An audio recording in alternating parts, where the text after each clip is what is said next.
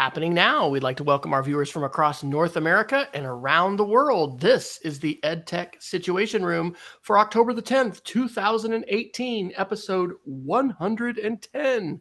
My name is Wes Fryer, and I am coming to you, as I generally do, from Oklahoma City, where it is wonderfully cool and was an absolutely beautiful fall day after a crazy bit of rain with some tornadoes that just came out of nowhere yesterday. Crazy. Yeah. And I'm normally joined with Jason Neifer, who is in Missoula, Montana, but Jason is on extended assignment, apparently evangelizing, the importance of the virtual school, like all over North America. We're not exactly sure where he is, but I'm so excited that June Kim is joining me. I assume from Moore. Is your home in Moore, or where is your workplace is in Moore, Oklahoma, but I reside in Norman, Oklahoma, just down the road. You were a little closer to that severe weather that happened yesterday. So yeah, it was interesting during the morning commute. Did you guys take shelter? Yeah, a few of our schools did take shelter as it blew by. Okay. Well, June, I know because of EdTech or EdCamp OKC, which we help organize together and have for a number of years, and maybe I don't know. He has duty as an Air Force reservist. Is it going to fall on the right weekend this year, or do you know yet? I think you guys made some accommodations for me to attend this year, so it is on my calendar, and I plan on being there. Awesome! That will be so great.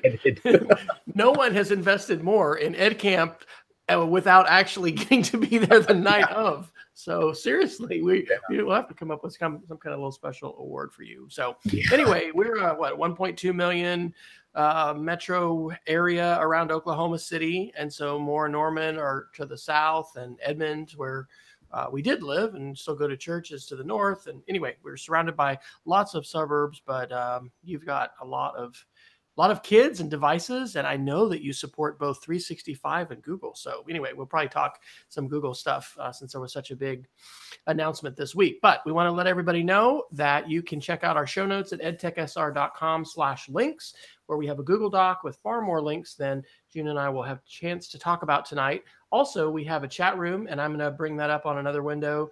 I see we do have a viewer, and that might be Peggy George. And we want to say hi to whoever is going to join us live, and also encourage you to participate in the chat. And if you have anything to toss out there or questions, then we can do that. So we mentioned before we started the show that you said privacy and security is your rock. And I don't know, I guess I can throw out an article and then we'll tie it in there. So we've got a lot of articles under security. I'll throw this one out first because this is one of the more controversial and like, what do you believe? But this is from Bloomberg on October 4th. China used a tiny chip in a hack that infiltrated U.S. companies. And this is a crazy allegation that a lot of tech folks are not sure, whether it's legit or not, because they're saying that both Amazon and Apple and all these other companies have this really tiny chip, like the size of a grain of rice, that was phoning home and compromising these systems, and that China's like government and military, I think is the allegation here, to be nation state level stuff, has done this to infiltrate companies. However, and this is not from a mainstream media source, but this is from the Risky Biz podcast, which I've never heard of before, on October 9th. But it says name source in the big hack has doubts about the story. And what this is bringing out, and I don't remember if I found this one from Twit or not, but it's saying that, when they were asked to produce the evidence, and Amazon and Apple were very categorical in their denial of this. And like some of the Apple stuff, like they're like, yes, we have people that study this very thing, right? They don't just put servers on the rack and like, ooh, I hope they're just doing their own thing safely by themselves. They're like monitoring the packets. And if you have stray packets that are going weird places, that's the kind of stuff IT people look for. So thoughts? Are you convinced? Do you think Bloomberg, it'd probably be the end of these people's careers if they tried to break this kind of article. Oh man, reading through this thing, it was crazy because I'm right in the middle of this, because through the E-rate bid process, we actually a Japanese or Chinese company actually won the bid, called Huawei. So we are in that conversation with that company and the people who won the bid, as well as watching very carefully with what the FCC is doing, and what kind of rules are going to come down on. And so it's I'm on pins and needles, but we have, the E-rate process has some outs in which we can make some changes as needed. Um, but there's nothing right now. Most of the stuff that we're hearing is on cell phones. There's very few things that E-rate does for us in our servers and our access points, things of that nature. But it's still a pretty scary situation in that regard. So we're anxious to see what happens and with the rules making process, because we've made some comments on that.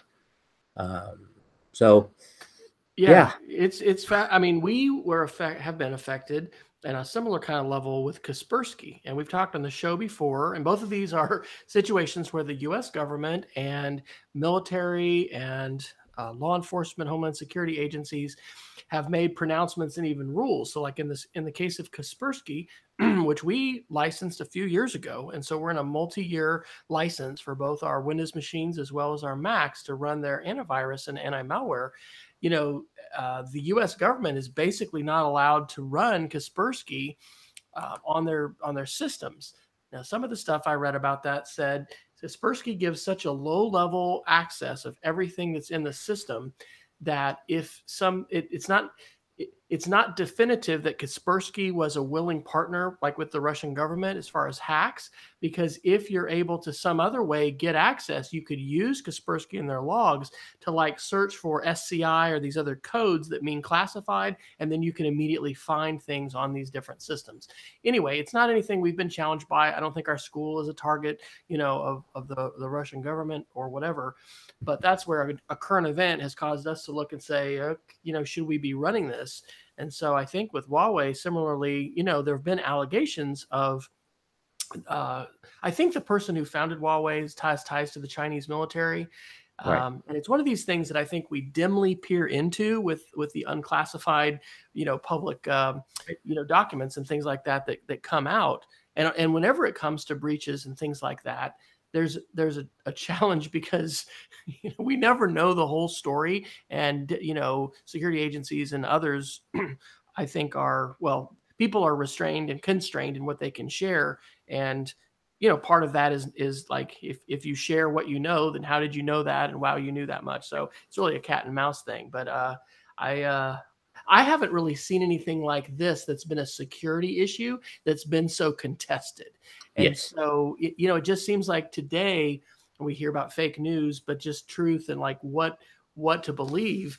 I really think that they're going to need to come out with evidence. I think they said they had something like 17 different sources, and they were saying there were CIA and different intelligence agencies. But I think they're going to need to come out with some proof. There have been these allegations, but like, where do we have the proof? And so Bloomberg on October 9th had another article. It says a U.S. telecommunications company finds fresh evidence of China hacking tech hardware. And the thing about this breach, which would really be troubling if it's true, is this isn't like a software thing or just somebody gaining access to your system, by connecting and then using their terminal skills. This is like an actual hardware change made Right. to the hardware. And so if this would be true, it could possibly call into question the whole supply chain and idea of, having these components produced in China. And so what would that do for us Yeah. as far as like, Well, and I don't know the details of it, but there are several companies that's going to be impacted on this. Apple, was one of those companies that used this company for when they found this out, and you got all these banking companies. So, how much of is it true? We'll probably never know the details of it, but the implications are pretty severe, especially if you start using this equipment in schools. yeah, In the servers and whatever else that you're putting in. And if we're using these Apple products, I mean, think of all the information that we're putting in through the apps and the kids creating login information and yeah, what that implies down the road for these 5, 6 year olds that these folks are data mining now. yeah. Are they? We don't know. I don't know. I One of the stories I remember that you shared with me a few years ago was about disaster recovery after the F5 tornado. So, I mean, you have you are probably as steeped in disaster recovery and backups and the importance of good vendor partners that can ride to your rescue. When things happen like that. So, I mean, I would think that your schools are in good hands and a good place with all of that kind of stuff. But that's whenever I don't know. I mean, the hacks and things like that and privacy breaches are different than disasters, but it has to do with data. It has to do with protection. And when you Right. said that that's your rock, and one of the things you're really, you know, sort of, I guess, sort of pounding the pavement about trying to get people to be focused on, what does that look like for your schools, and how do you evangelize security and safe procedures, amongst teachers as well as staff? That's a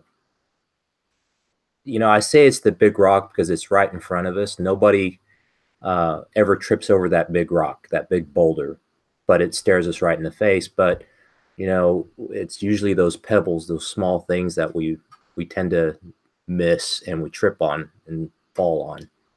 Um, but there are certain big rocks that has to be moved, and these big rocks are very difficult to move because of past practices, current beliefs, whatever it may be, Human or nature. I mean, like, human just, nature. using the same password and resistant to say, no, you really need to choose a You different really one need to for do that. Yeah, absolutely. So it's a lot of it has been slow movements. I use the COSIN framework. I actually sent you a link on some of the toolkits that they use.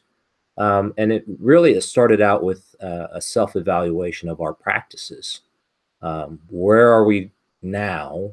Um, and going through that checkbox and really analyzing, do we have proof that we're doing it? Do I have documentation that I'm doing it? We say we're doing it, but are we? And everything from those tenets of the IT director side and our network security, as well as professional development, leadership mentalities from our superintendent to the directors of curriculum or instruction or whatever it may be, and down to the classroom use. So doing that self-analysis and going, okay, yeah, we're okay here, or man, we really need to have some issues. I think every school needs to do that, whether you're an IT director or a classroom teacher or support personnel.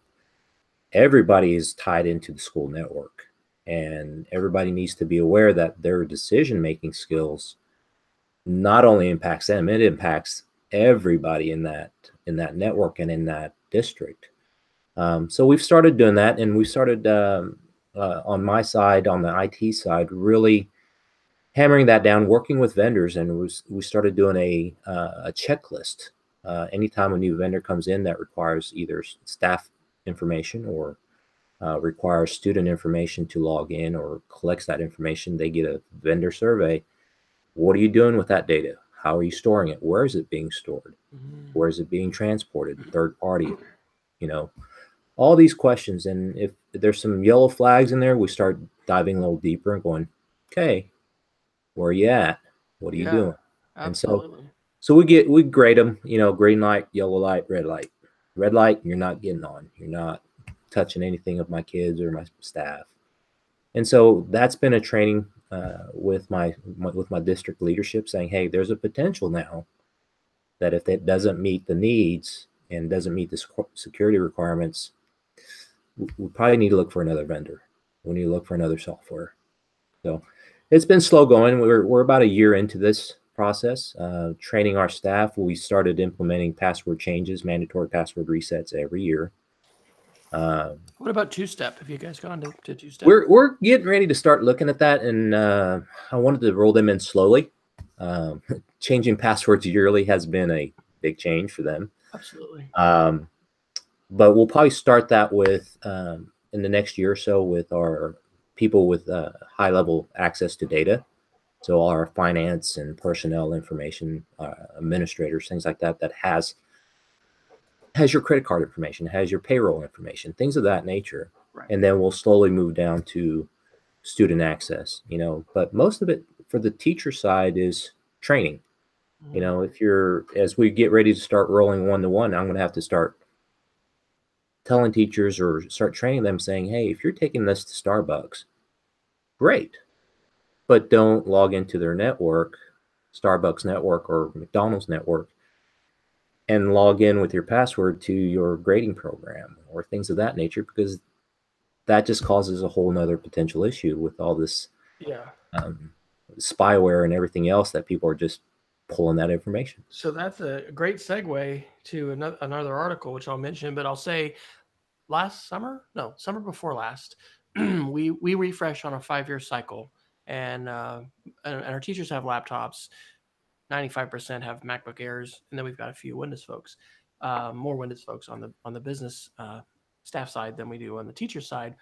But we actually, I think for the first time when they were getting their new laptop, took that opportunity because they've signed their laptop agreement before, but to say, hey, we want to meet with you for 20 or 30 minutes and go ahead and go over some things. And going over the password manager, we're not requiring it, we're not managing it as a school, but teaching them LastPass, showing them how to install that extension on either Chrome or Firefox, and talking that language that we've all probably at some point and maybe still use the same password on multiple sites.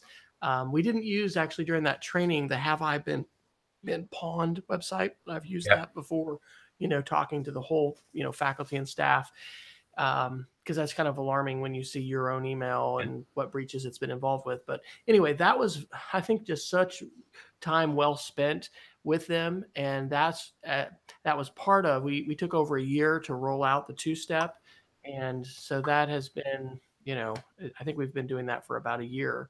Of course, now we realize when you look at breaches and things, the cell phone is actually still a target, and so if we were going to want to be like Google and be as secure as we could be, we would need to go physical, Mm-hmm. object and some kind of a USB key or whatever. But the article this segues to is actually by Susan Bearden, who I just love to follow, and she actually is working for Cozen now, and it's the second to the last in that. It's the sniffers, snoopers, and hackers. Oh my, protecting yourself from the risks of public Wi-Fi. And I love the name of this website. It's FERPA Sherpa.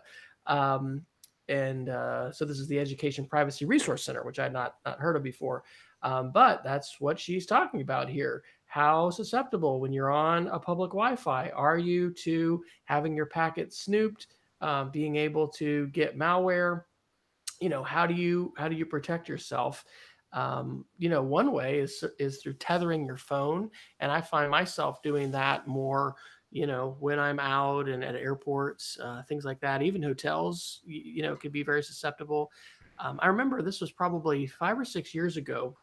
I was in North Texas, I was getting to adjunct at North Texas. I was going down there once a week, and that's when I was working on my dissertation. But anyway, I was going to coffee shops because I'd spend a night there. And at DEF CON, somebody had come out with this Fire Sheep extension for Firefox.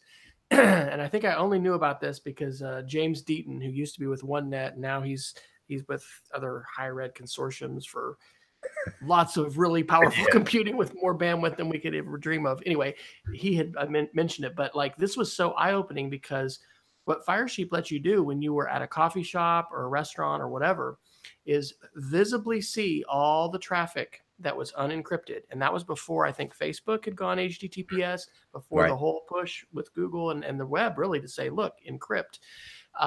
And so like there was somebody there who was logged into their WordPress site, and like I did nothing malicious, and I hope I'm not, admitting to doing some kind of a cyber like I clicked the link and then there I was in their WordPress dashboard and I was Yeah. just logged in. And so for me, having a bunch of WordPress sites, and I have not, full disclosure, made that whole shift to HTTPS for all of them. I mean, it's a huge thing to see, wow, my passwords are unencrypted and people can just see them in the clear. And so I think this is an area where even I consider myself pretty savvy, and even the savvy, a lot of times I do not take this seriously at No. coffee shops. Do you use a VPN service, or do you No. tether, or what do you do? No. We use a if I'm on using my district stuff, I have a MiFi that I use. I very rarely connect to a public website or a public Wi-Fi. Wi-Fi, uh, especially on my system, because I have information on there. Even though most of my, I would say 99% of my stuff is in the cloud, I still log into that cloud to access that information. So I'm constantly transmitting packets there. So I very rarely do that. And but for the regular normal teacher or the or principals that are, sitting at the coffee shop just entering discipline or looking up whatever information, it scares me, and I may be overcautious as I talk to my district leadership, saying, "Hey, am I being overly cautious?" Um, but here's the ramifications if I'm not. And it's that fine line that we talked about earlier. Is how do you convey that information with leadership that has done it a certain way for so long, and you as an IT director that has an educational background, you're wanting to open things up more for your kids and for your staff, but you're going, holy cow, where's that pendulum swing from IT versus ET?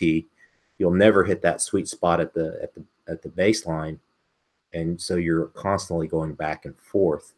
But I think a lot of that has to be teacher training, Right. because all this stuff is pretty recent. I mean, if you think about the role of IT in education, it's pretty new. It's just grown so fast, Yeah. And and it's most of our staff they're just getting into it and they're understanding how to use it in the educational realm, yeah. but they know how to use it. They don't understand in some cases, oh, I shouldn't have clicked that or I shouldn't have done that. Well, and the implications it can have for your Abs- network, for your student data, for everybody. I mean, it can Yeah, be it's dramatic. even the simplest thing is downloading an application or going to a website where teachers find this great website, uh, and they're creating student logins for them.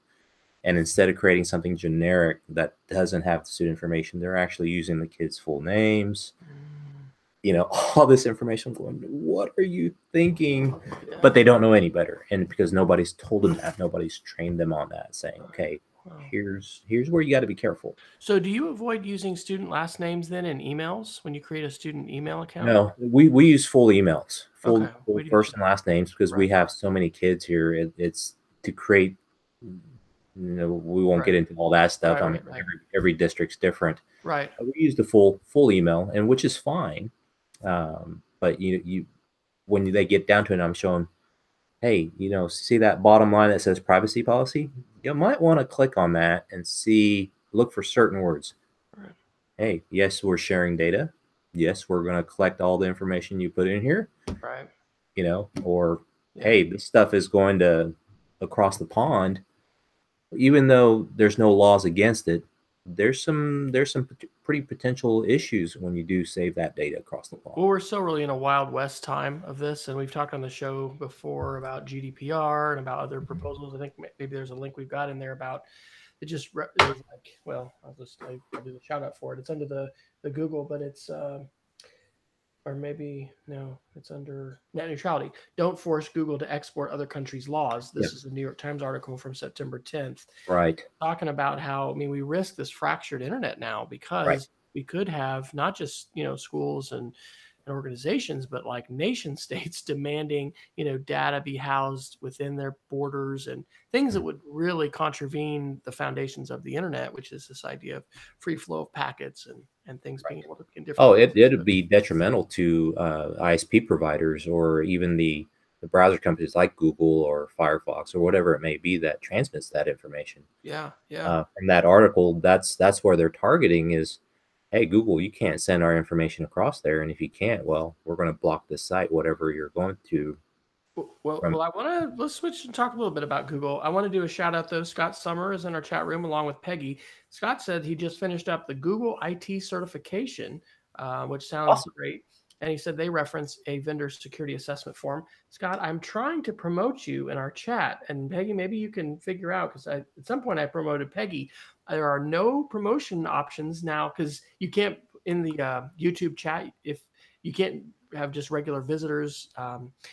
Put links in. So I have 5 options, Scott. I can go to your channel, I can report you, I can remove you, I can put you in timeout or I can hide you. So it doesn't give me the option to say, Wow. allow Scott to, post links. So anyway, maybe we can get that with some other way, or if you want to either tweet it. But I hadn't heard of that Google IT certification. Our assistant tech director, who left in mid-August, is actually at Tinker now. And he's been doing some training that he has just loved, that has been fantastic in terms of network security. And I haven't actually, I don't think, gotten those links from him.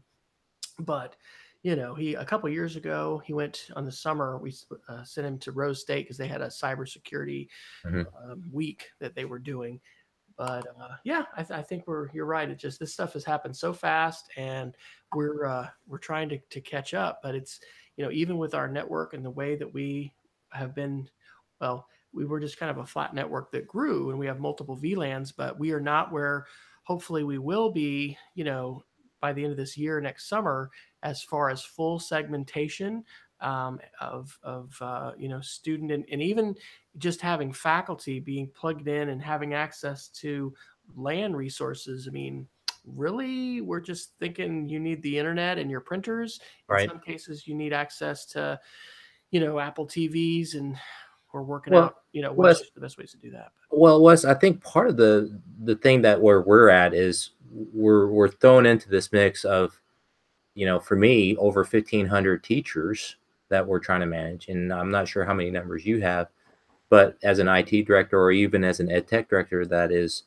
trying to train these teachers up is difficult, if not almost impossible. And I think this is where, companies and vendors that provide support to schools need to not just sign a document that says, yes, we will protect your student data, but actually start talking to each other and really start focusing on how are they helping each other out to make sure that we're securing this stuff. Now, Google's made a lot of progress in the last few years. They used to be that open platform that everybody loves because you can go everywhere, which is great for the consumer, but for an education world, it has some ramifications there. And they just made some changes on how they're uh, allowing or disallowing some of that data to go outside some of the apps and things of that nature, and how Right. they're sharing it, even on their Gmail, being able Right. to hear that a little bit more and monitor some of that stuff that the GDPR requests, you know.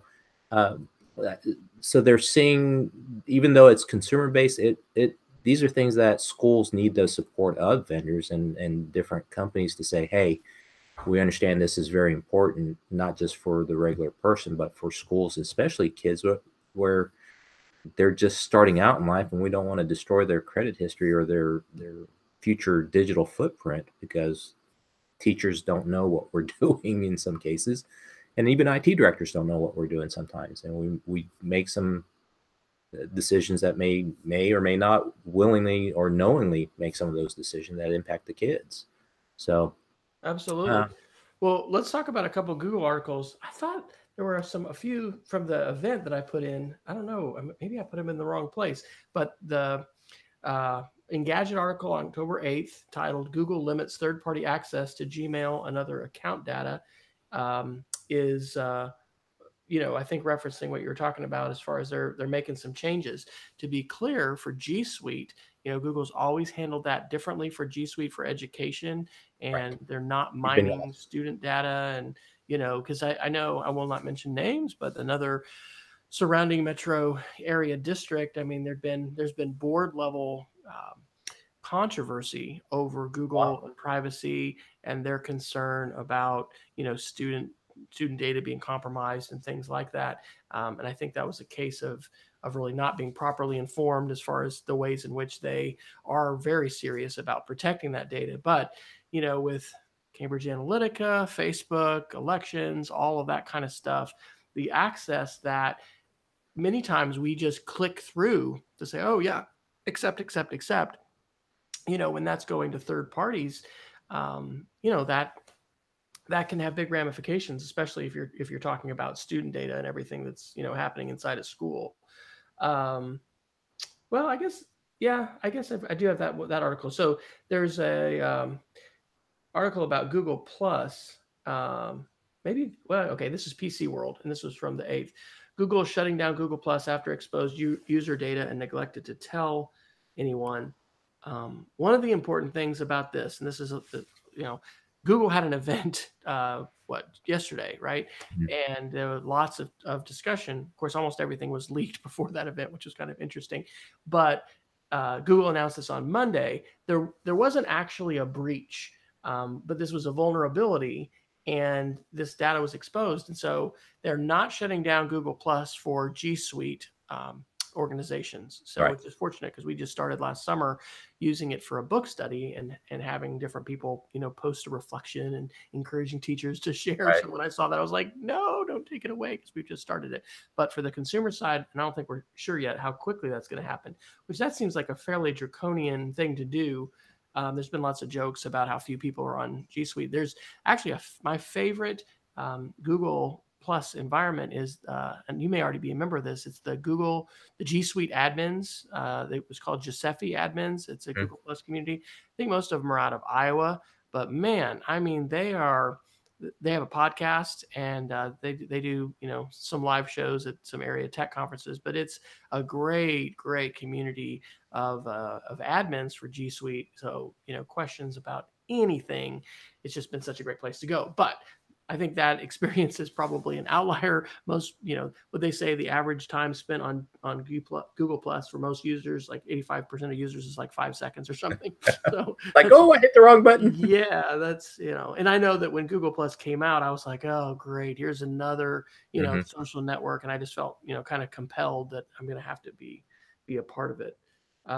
So any of these announcements, and then we can talk a little bit about the Google event, I guess, as far as Yeah, the products and stuff.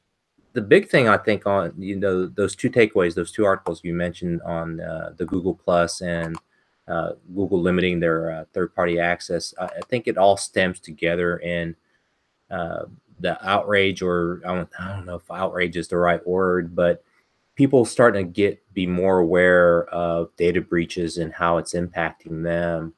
Um, and Google even mentions, hey, there was nothing wrong, nothing was taken, no data breach was occurred. We just found some vulnerabilities. But as soon as you mention that, oh my goodness, here we go. The world is coming to an end, and where's my information? Where's all this? It's kind of like when I don't know if you remember when Pokemon Go first launched, and people were using their Gmail, and that company actually was pulling all the data out of that. Well, I won't say they were pulling, but they had access to all your data, if I remember the article correctly, and they had to make some changes. Um, and so when that came out, I remember that was within the first couple of years of me taking this job over. Is like sending that blast email out. Hey, I love Pokemon myself, but if you are playing that and you are using your Gmail or school email for that because it's tied to their Gmail, get off of it. Change it up, because if you have any PII information, if you have any 504s, IEP information, student information, kill it now, because until they fix it, they have access to your information. Right. And I think that's where Google is coming to see, and really is trying to start seeing that, hey, love the open resource, and love these different companies that are trying to tie into that, but they're also saying, hey, maybe we need to be more careful and let the users be more aware of what information is being pulled or have access to. So this is exactly what I was talking about, in that these companies, these vendors, these service providers they need to tell us, because we don't know what we don't know, especially on the end user side. And for the common person, we're a little bit more aware because we're in it and we're trying to resolve it, and we're researching it. But the common educator that's in the classroom, they're not going to read up on those unless something happens to them, or they get that email that you know that pawn site that you mentioned, where months, years ago, their information got leaked, and now they're getting this email saying, hey, that new thing now is, we watched you watching porn, and here was your password you used. And they're going, oh my gosh, what do I do? And here comes the blast emails going, hey, just ignore it. Yeah. But Yeah. if you still use that password, change it. Absolutely. Absolutely. So, Well, yeah, and so much of this is phishing. In fact, we can do another shout out to a good article about that, which may have been shared by Susan Bearden as well. And if you don't follow Susan Bearden on Twitter, she's a fantastic person to share. It's from the Atlantic on September 12th, How to Protect Yourself from a Phishing Attack by Hackers. mhm. And of course, not naming names, but we had a teacher this summer. We've had several of these spear phishing attacks, which are, targeted like from our headmaster, supposedly with a, non-school account, but a Gmail account. Yes. And literally this teacher received messages. He said he was in a meeting and he needed help and he needed iTunes gift Gift cards, cards. Yep. and he bought a couple Oh, $100 of them and had started to send those, and then thought maybe I should check, and then called the school, and no, oh my and in goodness. fact, and I was in Target a couple weeks ago, and I was in the electronics area, and then somebody was looking for gift cards, and the guy working there said, "Oh my gosh, we just can't keep these on the shelf. This has been just one of the biggest ways that money gets moved overseas, through these gift cards, and just people are being tricked left and right." So Oh, this well, I got one of those emails from one of our fellow tech directors with his name, President Tech Director, or something like that. And I started playing with this guy. I actually generated some iTunes codes, fake ones, and sent him 5 codes. And he goes, "Hey, these aren't working." And so I said, "Well, call this number. I can't help you. I'm busy, but call this number." So I gave him the number to the FCC fraud case. Never heard back from him. So we'll see. I may end up getting spammed a lot more later because I've messed with them. Oh my gosh. Well, okay, so let's tell some personal stories. This is so weird. I wrote a blog. I don't blog that often. I need to be doing more of that, actually. But I was fished over the phone, not by a robot, but by a person last week who said, they were calling it was like a debt collector, bill for the University of Central Oklahoma, Mhm. and need to verify some information. Can you please give me your street address? I said, well, wait a minute. What is this about? I'm not just going to give information to somebody Mhm. calling. No, I can't tell you, until we verify what the last 4 of your social. No, what is this? And You called me. she would say it's a miscellaneous, miscellaneous charge, but I got to verify. And we just went back and forth, and I finally hung up. But like, anyway, that was not a robot. That was a real person. Accent, was it Russian? I don't know. It was foreign, but boy, that just, it does feel like an intrusion. And well, shoot, I had to go ahead and mention this too. This wasn't my geek of the week, but let's see. Under other, wow, I've discovered this podcast called Today Explained Mhm. on Vox. It is fantastic, and their most recent episode was called "All My Friends Are Robocalls," and they have the author of this Washington Post article, which I put in here too, from January. It was January 11th. How robocallers outwitted the government and completely wrecked the do not call list. And so the author of this is Simon Van Zulen Wood, and he does a great breakdown of the history of robocall, or of basically spam, trying to trick people. From the beginning in the late 1800s, when the first phones in Chicago were installed by very wealthy traders, people have been working to trick you, out of money. But the statistic that he said in the podcast is like in January, there were estimated 2 billion robocalls per day, Mhm. and it's over 4 billion now. That's Wow. doubled in this year, and the prediction is that over half of all phone calls before long are going to be robocalls. So that gets back to the education piece that you were talking about, and we got to help educate folks, because shysters have been around since time immemorial. We're doing more and more online, so if there's just more of society online, then the criminal element is going to increase as well.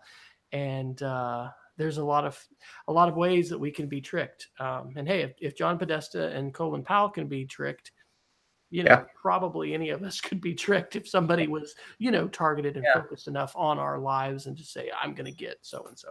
So let me ask you this. question, because I don't know if you get this, because you're the expert in helping teachers out when things are happening in the district. But are you seeing more questions come to you about their personal stuff? Hey, I got this on my personal email, or this, that, and the other, about what they're doing on outside of school? Because I'm starting to see a little bit more of that, which is great, because that's just one more way to help them. Are you saying like so they're checking with you to see if the Mhm. legitimacy of something Yeah, that they've yeah, received? yeah. Uh, not. I mean, well, definitely password wise. I mean, in fact, that's one of the reasons we went to recommend LastPass as a survival method, because some of the most stressful interactions I've had with staff are really around Apple IDs and resets and need to do that. And so some of those are personal, but no, not as much. Our the one thing about the Kaspersky that's interesting is if it finds something, it roars like a lion or a tiger and really alarms people. And so we do get calls when people have that happen. And but I think it's probably been more school related. Well, But one of the it's one of the things that we have with our Microsoft suite is the ability to turn on um, some analytics in there. So if teachers are sending emails, um, especially during Christmas time, after their W-2s are posted, we're finding we turn this on to where they're getting an email alert saying, "Hey, you're sending Social Security numbers or credit card numbers via email to somebody outside the district. What are you doing?" Type notifications. And I didn't think we would get a lot of hits, but it was amazing when I turned that on last year.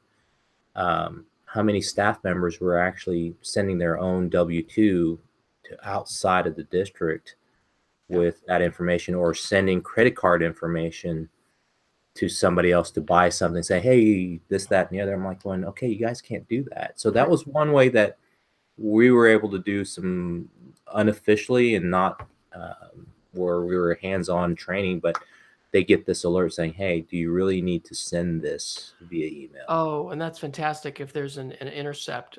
We're using Gaggle for students, and there's some, features as far as All if right. they're using profanity or other things, those email All right. messages are actually blocked. But that's a great feature. So that's part of the 365 when you're That's running part of email our through. licensing that we have on the A3. That's which includes the 365. But because of the data security, like I said, that's the big rock I'm trying to push. And one of the things that we really wanted to look at was how our data was being transmitted outside of our district. Um, and the security component of it allows us to uh, check mark predetermined things that are FCC regulated or federal regulated, credit card information, Graham-Tilly Acts, different things that looks for those sequences, um, and trains people up. So I can put personal messages in there saying, hey, you don't need to be doing this. Let's look at how we can do this better. Wow. Things like that. And even the simple cases with our principals, when we record videos from surveillance videos of an event. Well, you got kids' faces in there. Past practices have been you burn a CD and you just, here you go. Well, who has that? Has somebody signed off on it? Because you got other faces in there. So who's seeing it? So part of that conversation this last year has been, okay, when we download that, you send a link, and you send specifically who can open it. And if they forward it and somebody else tries to open it, you get that alert saying, hey, Johnny Sue wants access. Do you give him permission? And you go, well, who's Johnny Sue? That's right. So it gives them that, Right. oh, well, somebody else has it. And that is a key. This will be a geek of the week here in a little bit as far as encryption. A key thing that we need is really our technologies are they've been outstripped by the security threats, Mm-hmm. cell phone numbers Yes. and cell phone spamming and robocalls and all that, and then also just email and the open unencrypted nature of it. I want to give some shout outs to some comments that are coming in the chat room. Peggy George says she's using the app called Hiya, HIYA, on her iPhone to alert her to spam and telemarketing calls, and that is something that's recommended in that article as well as that podcast. But the thing is, like two things: voice over IP calling and then phone spoofing have really caused this to be something completely out of the control of the FCC, of the government. They can't basically tamp it down. Those apps are using blacklists, which have been used with reasonable effectiveness to curtail spamming on the email side. But it's so hard to do this on the phone side. But and she's saying it works great. And I mean, on my phone as well, I've got apps, and I'm periodically seeing something that says suspected spam. But it's really, especially after my phishing incident last week. I mean, I'm just done with answering calls directly that are not in my address book, and just Right. wait and listen to the message. So on that note, we've got to say a couple things about the Google event. Google announced a bunch of different things. They didn't mention Google Plus closing in the keynote, but I actually watched the Twit special event. Leo Laporte and the Twit network, they always cover these events and kind of do a voiceover with commentary and so side comments. So I watched that last night, and most exciting thing for me with the Pixel 3 was this idea of screening calls. So it's going to use artificial intelligence to answer your call and then screen it and determine if it's something that you should listen to and answer or not. And so, coming on the heels of these podcasts about robocalls and articles and everything like that, I told my family at dinner tonight. I said, I'm really thinking about going back to Android, because I had a little 9-month affair with Android last year, right before I went to Egypt, and I was feeling paranoid. And anyway, and it was great. I learned a lot and basically that I could do pretty much everything that I want to do. I could, iMovie's not there.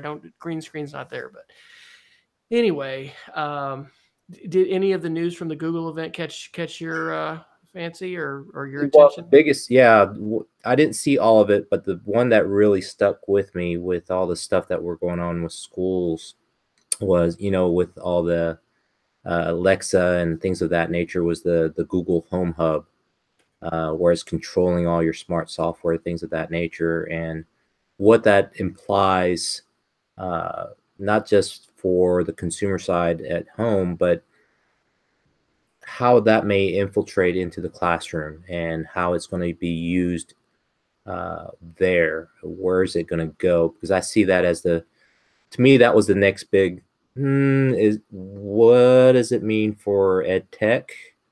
And where does that leave us with other IoT devices and recording and controlling some kid just making some comments knowing that it's there, and it turns off the lights and does this or starts recording. So that was the biggest where's this gonna go moment for me. Well, it's certainly interesting, and I will do a shout out to Common Sense Media and their privacy, advocacy. There are some groups trying to promote smart assistants in the classroom, and I had dabbled, very unofficially Mhm. with, oh, we could do a pilot project and have Madam A, we'll say, to be kind to folks who might be playing this aloud, or Hey G. Um, it is amazing to me, and we've got multiple Google Minis at our house. How that is continuing to advance. Like, you can't buy an analog product and have it get better and better, over Right. time. And that's what's happening with smart assistants. And I think it's a great challenge to how do you stump it? It's kind of like if as we're making assignments or teachers make assignments, like, can you make assignments that kids can't just Google? What are Right. things that they've got to really do higher order thinking and application and comparison and things like that.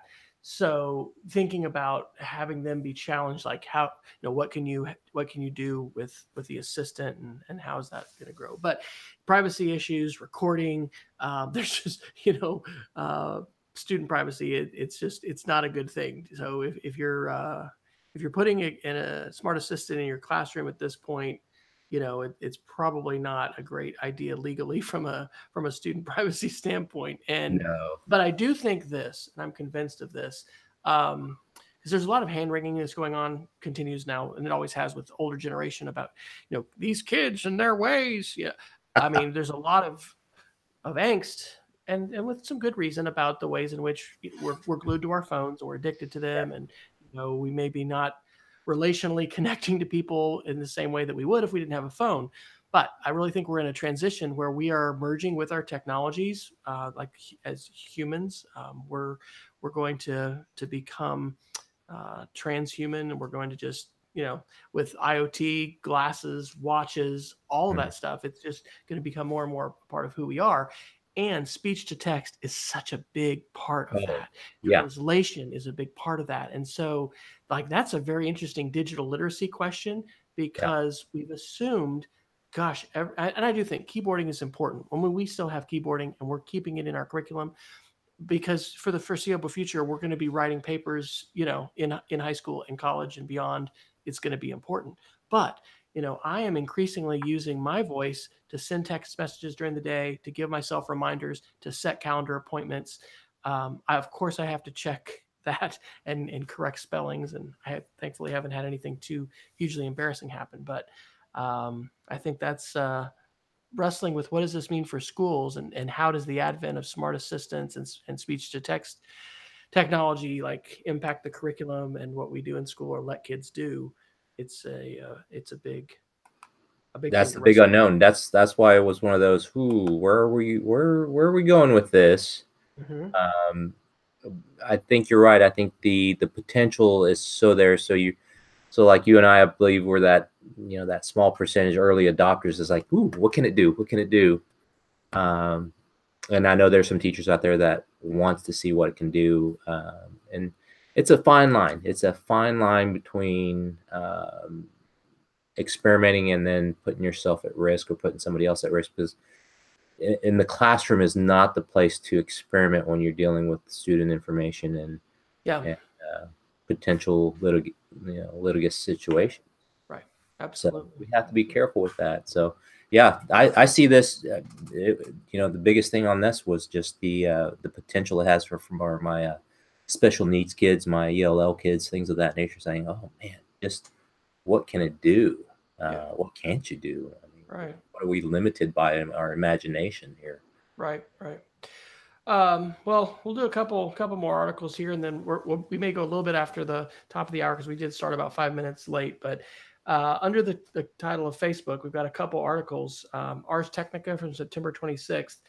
Ex Facebook moderator sues Facebook over exposure to disturbing images. It is really unfortunate, but it's just part of the reality of the web today, that one of the most pervasive problems when it comes to user created content is identifying bad actors and eliminating bad actor content. And that's an issue with, quote, fake news, Facebook Live, just letting people share pictures. It can be quite horrific to um, even think about, much less see the depravity and the darkness that is out there. And so folks are being hired, and in some cases paid very little money, to see up to 2 and 3 thousand images a day, and have to click and say whether or not they conform or don't to the community guidelines.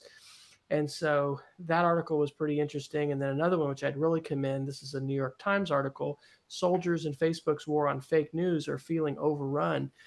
One of the things that I hadn't realized, and this article really brings it to the forefront, is how many users of Facebook are now outside the United States. I want to say it's like 80%, and they've really had a focus campaign to do that. But unfortunately, and this is a story a lot about the Philippines, I think this happened in Burma as well. In the Philippines, like, Facebook is used as almost the same word as the internet. It's like saying, Mhm. give me a tissue, give me a Kleenex. Like, I'm on the internet, I'm on Facebook. And so Facebook has not been done due diligence in trying to provide tools, and then also moderators who could keep um, you know content that doesn't comply with their community standards offline, but then also things that basically, in the case of this article, they talk about, it can even destroy democracy. So there's a company called Rappler that has been working to fact check, and then what's happened, I think in this one, some of these people actually got targeted, Yeah, who death threats. were, yeah, who were, trying to help, keep the platform safe. And that is definitely one of the dark sides with social media, are trolling. And this is why we're going to do a digital citizenship week, I guess a week later, but it's still in October. And we have chapel each day. And so we're going to have a chance to share a few chapel talks. I've got to kind of think about what we're going to focus on. I know we're going to talk screen time and addiction and things like that. And we're going to have a recent graduate talk about social media. He works for our school on social media and manages our Instagrams and Facebooks and Snapchats and all that stuff. But I don't know, raising these issues as far as democracy and on a very personal note, like students and adults, we need to be very careful when we're going to share something on social media, which injects us into something very contentious, like the state of Israel, or pro-life, pro-choice, the abortion issue, or anything like that, because we can very quickly end up on a Reddit thread, and there can be trolls that can jump all over and really, Oh yeah. be very negative. So, anyway, those Facebook, I don't know. I wasn't as aware of the international aspects of this. I think I'd just been mainly hearing about U.S. Facebook and things like that.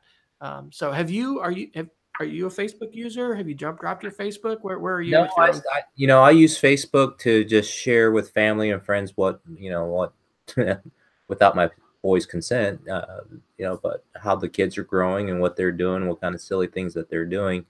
I I, I stay away from the political side of things. I'll scroll through it and I won't even read through them honestly because, as you said, the amount of trolling that goes on, all the fake news, or who are these people that's posting it, and they may be my friends and they may be posting somebody else's stuff. I don't know who they are. I don't know what their opinions are, and I think that's part of the thing that we have to teach our kids, part of that digital citizenship. And sometimes even as adults, we don't quite get it. We know what it means, but look at your source and make up your own mind, Yeah, and and check your source. check Google your, it, right? Because if it sounds fantastical, probably somebody's written about yeah, it. And that's something with my parents, which I think they do a little bit more. It's like, Dad, before you share that, like, maybe Google that and put the word Snopes after it. I mean, yeah, maybe, yeah.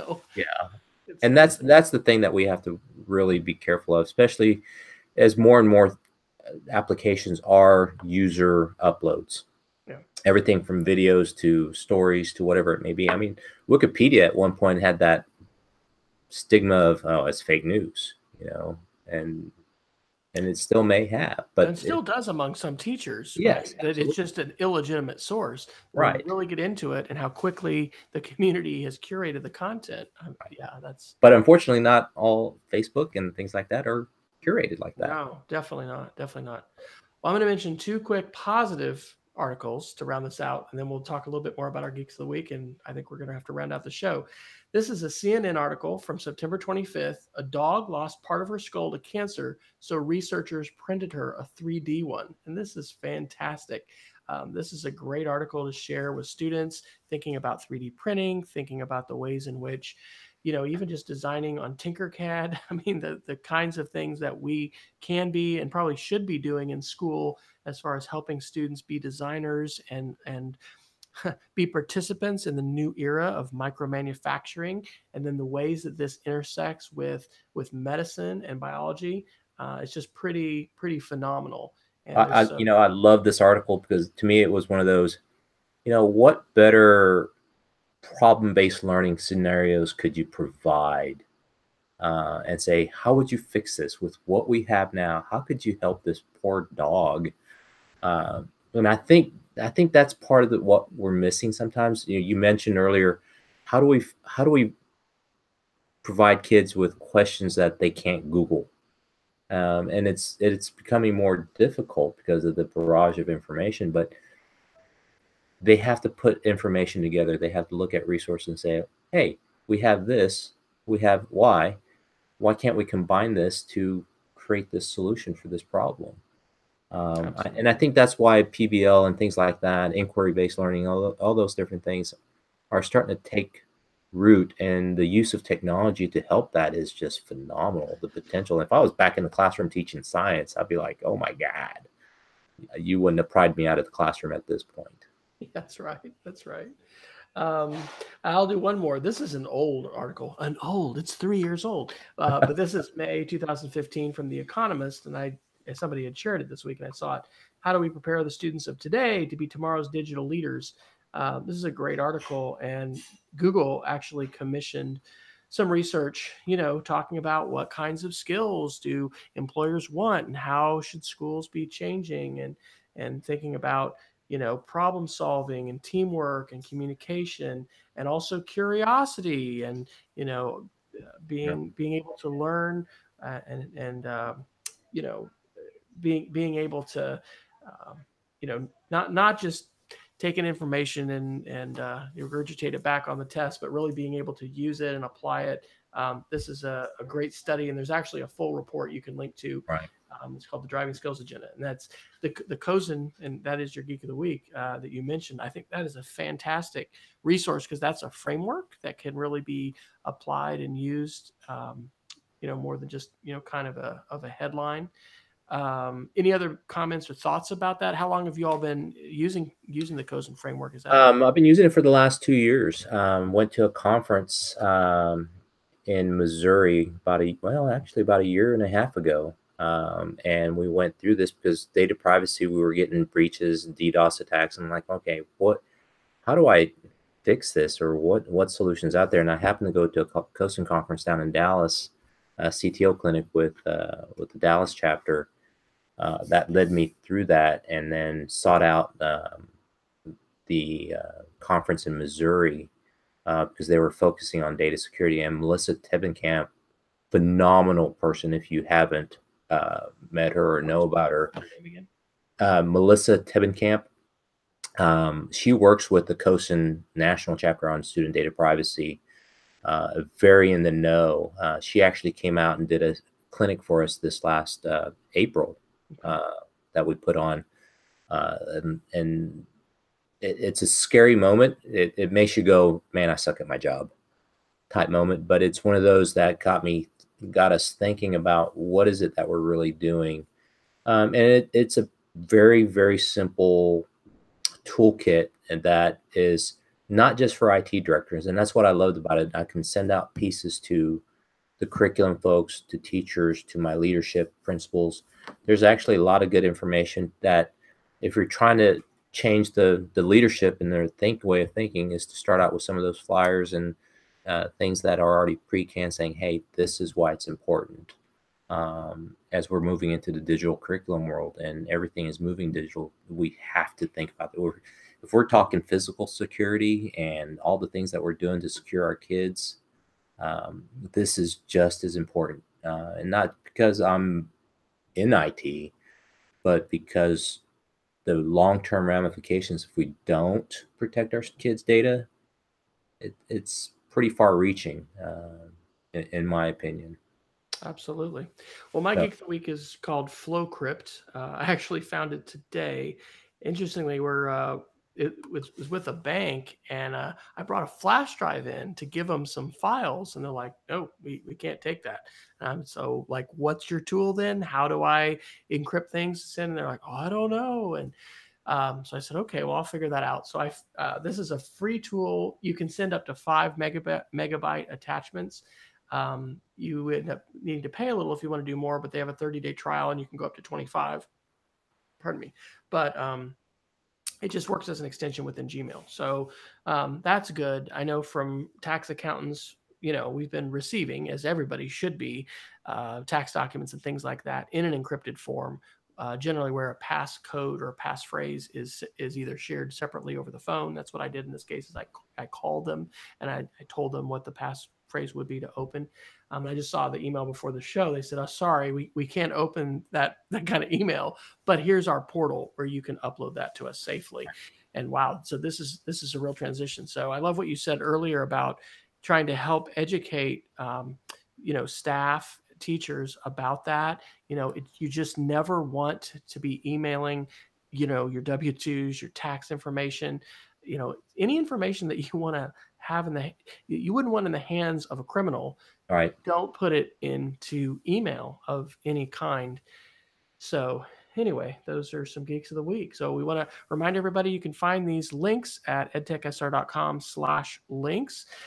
June, where can people connect with you if they would like to continue learning more about? They can reach me at Moore Public Schools at June Kim at mooreschools.com or via Twitter at MPS Technology. Awesome.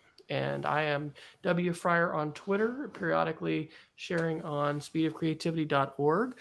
And probably before the certainly the Christmas holidays, if not Thanksgiving, we probably ought to get our EdCamp OKC group together and just to make sure. It seems like we and this is my fault, but we wait to get our T-shirt stuff ready, so maybe we'll get that stuff going sooner. Anyway, we've had a great. Well, it's a well-oiled machine. The people running that, guys. I mean, all team members. I don't know who these people from Moore are that just help us organize and get all the water and food, and then they don't. Maybe they'll be there this year to celebrate in person. Yeah. So yeah, it'll be fantastic. I think we've run around. Well, usually 300, but I think registration's been more like 4 or 5. And anyway, whatever. It's just I am geeked out, ready to get back to one. So we can do some more security talking probably at EdCamp. Maybe help educating about digital citizenship. We've played around with the idea of hosting perhaps a late spring EdCamp that would be digital citizenship focused. I don't know if we'll pull that out this year. I think we're going to do a January 12th Google event. We did a G Camp last year. Got to get that confirmed. Eric Kurtz is who I've been talking to. I got to get that nailed down. So we've been a little over the top of the hour. We want to thank both Peggy George and Scott Summer for joining us live in the chat room. We want to encourage any of you who are listening to please share us on social media. If you want to leave a feedback on iTunes, or you can probably find us anywhere fun or podcasts are curated. My favorite way of listening to podcasts now is to talk to my Google Assistant and say, hey, G, can you play such and such? Although there's words that she can't understand, like I want to listen to that is the Giuseppe Admins podcast. Doesn't know how to handle that. But thanks to June Kim for joining us live. And please check us out. We're going to continue to have guests here for another couple weeks, although we'll be taking Halloween off. And we wish everybody safe trick-or-treating. But Beth Holland, I think, is going to be our guest next week, and you will not want to miss that. So thanks, everybody. Stay safe and stay savvy.